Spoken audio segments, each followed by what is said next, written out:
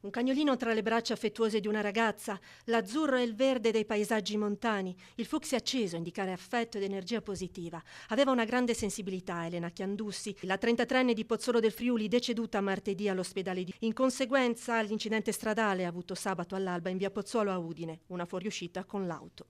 Una grande sensibilità che aveva saputo esprimere anche attraverso l'arte, illustrando questo e altri libri per l'infanzia in collaborazione con l'Arlef, come ricorda commosso il direttore William Cisillino.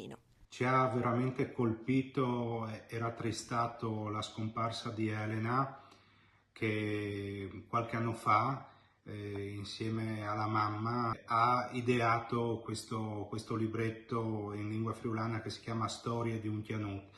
Ed è un libretto molto carino con delle illustrazioni veramente originali. Già quando ce le aveva presentate ci avevano colpito proprio per la loro dolcezza e per questi colori che sembravano pensati apposta per colpire i bambini. Siamo grati a Elena per il lavoro che ha fatto e siamo veramente rattristati per una scomparsa di una ragazza così giovane e così bella.